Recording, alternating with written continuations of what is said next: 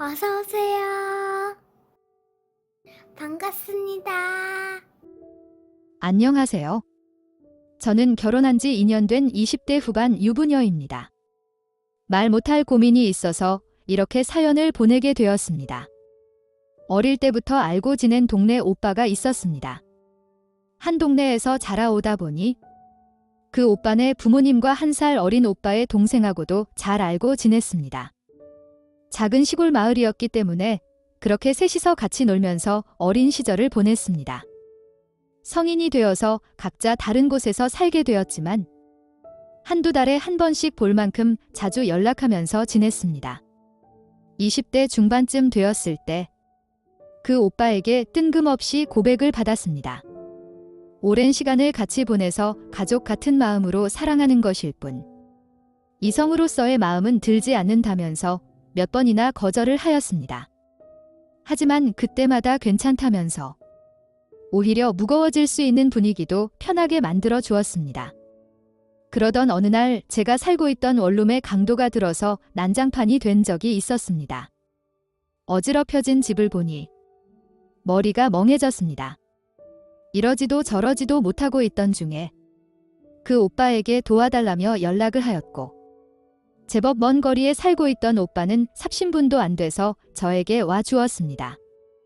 오자마자 제 안부를 묻고는 저를 꼭 안아주었습니다. 참고 있던 눈물이 펑펑 쏟아졌고 그런 저를 달래주면서 오빠는 경찰에 신고도 하고 집 정리도 해주었습니다.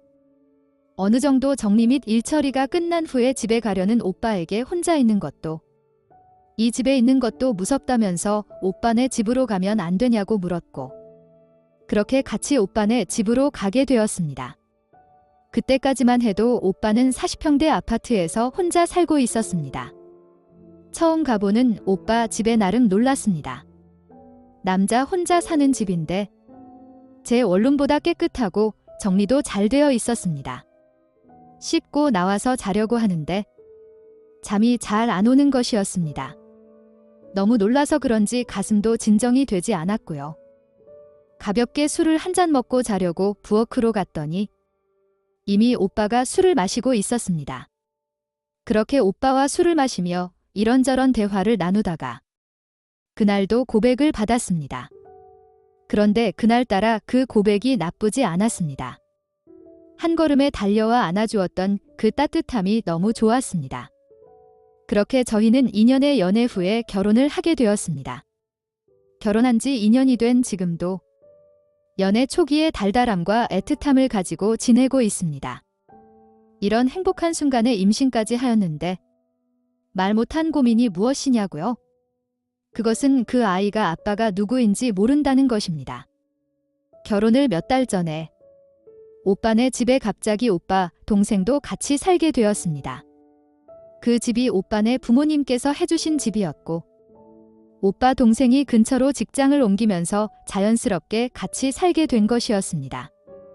당연히 결혼 이후에 그 집에서 신혼을 보낼 예정이어서 가전과 가구, 인테리어까지 다 해둔 상황이었습니다. 도련님 즉 오빠 동생은 결혼 전이나 늦어도 결혼 후 몇 개월 이내에 새로 옮긴 직장에서 자리를 잡으면 독립을 한다고 하였고 시부모님께서 독립할 때 집을 살 수 있게 도와주신다고 하였습니다. 하지만 얼마 다니지 못하고 퇴사를 하였고 독립은커녕 시골 시댁으로 돌아가지도 않은 채 지금까지 같이 살고 있습니다. 중간중간 새로운 직장에 취업을 하긴 했지만 가는 곳마다 오래 붙어있지 못하고 나왔습니다. 일정한 소득도 없고 아직도 시부모님께 용돈을 받고 있는 상황이다 보니 남편도 매몰하게 나가라고 하지 못했습니다. 게다가 어렸을 때부터 같이 놀고 지내온 세월이 있어서 그런지 저도 신혼인데도 싫지 않았습니다. 그런데 약 1년 전에 제가 교통사고가 나면서 병원에 몇 개월 입원을 하게 되었고 퇴원을 한 후로도 집에서 깁스를 하고 한동안 지내게 되었습니다. 오빠가 푹 쉬면서 치료받고 나는 것이 중요하다며 회사를 그만두었으면 좋겠다며 요구도 하였고 오랜 기간 출근을 못하는 것도 회사에 너무 미안해서 그만두게 되었습니다. 하루 종일 집에만 있고 깁스도 하고 몸이 불편하다 보니 오빠 동생에게 이런저런 도움을 받기 시작했습니다.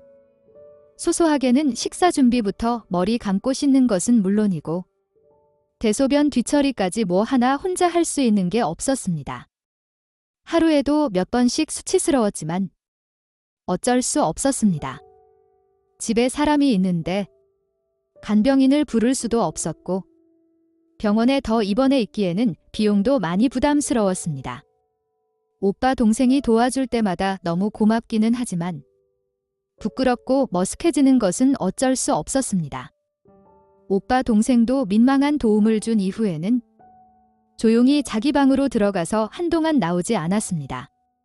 더운 날에도 비가 많이 오는 날에도 몸이 불편한 저를 데리고 같이 재활치료센터도 다니면서 오빠 동생이 고생을 참 많이 하였습니다. 너무 고맙고 그전보다 더 가까워졌습니다. 그날도 제가 소변을 본 후에 민망한 뒤처리 도움을 받고 있는데 오빠 동생의 신체적인 변화를 보게 되었습니다. 그날따라 너무 민망했는지 후딱 본인 방으로 들어가 버렸습니다.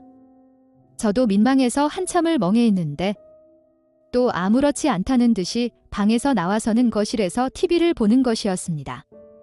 그런 오빠 동생에게 왜 그런 말을 했는지 지금도 잘 이해가 되지 않지만 하고 싶으면 해도 된다며 괜찮다고 하였습니다. 다만 오빠한테는 비밀을 지켜달라고 하였습니다. 뭔 소리냐며 이상한 소리 하지 말라며 거절하는 것 같아서 제 방에 들어가려고 하는데 휠체어에 앉아있는 저를 번쩍 들어서 자기 방으로 저를 데리고 가는 것이었습니다. 그렇게 그날 처음으로 뜨거운 시간을 가졌습니다. 그 뜨거운 시간 자체가 좋기도 하였지만 그동안 받았던 고마움을 갚는다는 느낌도 들어서 기분이 나쁘지 않았습니다. 그렇게 몸의 대화를 나누던 것이 깁스도 풀고 어느 정도 몸이 다 회복이 되어서도 이어졌습니다. 갑자기 이제 그만하자고 말하기도 멈추기도 애매하였고 그냥 이 삶이 이상하다는 생각이 들지 않았습니다. 밤에는 오빠와 낮에는 오빠 동생과 뜨거운 시간을 보내게 되었습니다. 그 삶이 지속되면서 오빠 동생과 피임에 대한 중요성도 무뎌졌고 어느 날 덜컥 제가 임신을 하게 되었습니다. 남편과 시부모님께서는 아이가 생겼다면서 너무 좋아하셨지만 저와 오빠 동생은 걱정만 늘었습니다.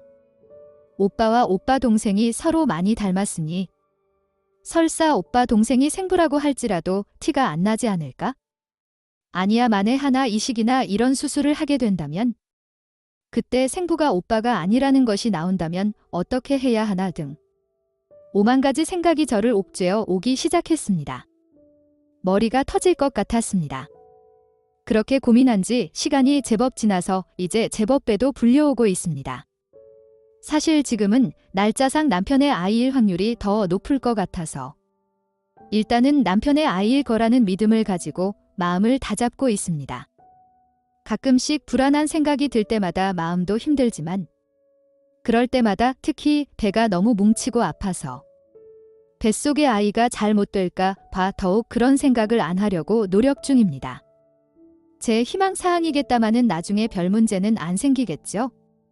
일단은 오빠 동생하고는 나중에 자기 자식이라도 친권은 주장하지 않겠다고 약속을 하였습니다.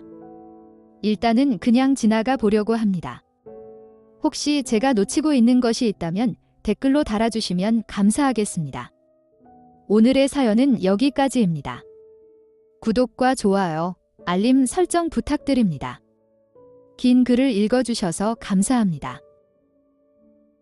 구독과 좋아요 꾹꾹 눌러주세요. 꾹꾹. 알림 설정도 꾹꾹 눌러주세요.